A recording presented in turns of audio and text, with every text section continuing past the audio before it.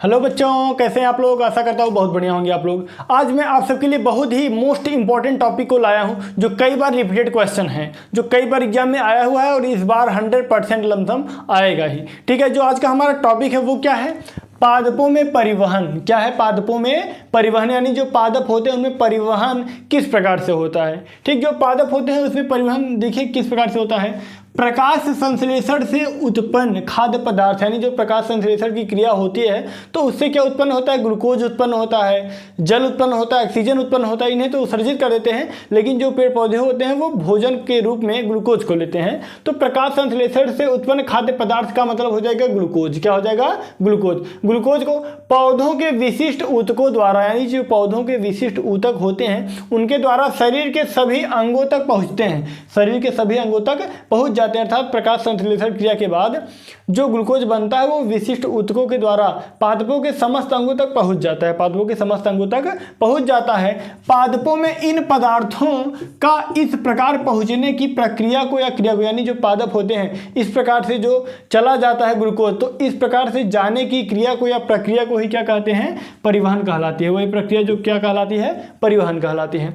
जो परिवहन होता है ये पादपों में दो तरीके, यानी जो यह पादपों में यह क्रिया होती है परिवहन की, वो जाइलम और फ्लोएम के द्वारा होता है। किसके द्वारा होता है, जाइलम और फ्लोएम के द्वारा होता है। तो आप लोग इसका स्क्रीनशॉट ले लीजिए, उसके बाद हम बात करेंगे कि जाइलम क्या होता है और फ्लोएम क्या होता है।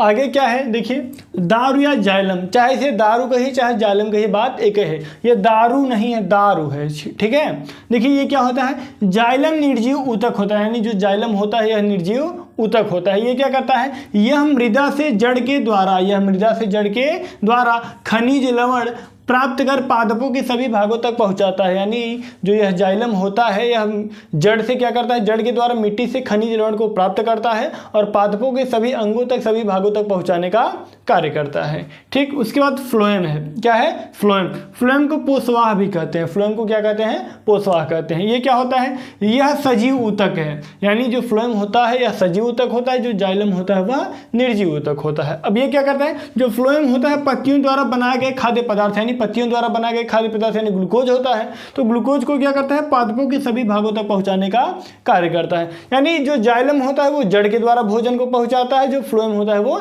पत्ती के द्वारा। जैसे मान लीजिए आपके घर में प्रोग्राम होता है ना, अब मान लीजिए कोई कचौड़ी लिया है, सब्जी लिया है, रसेदार लिया है।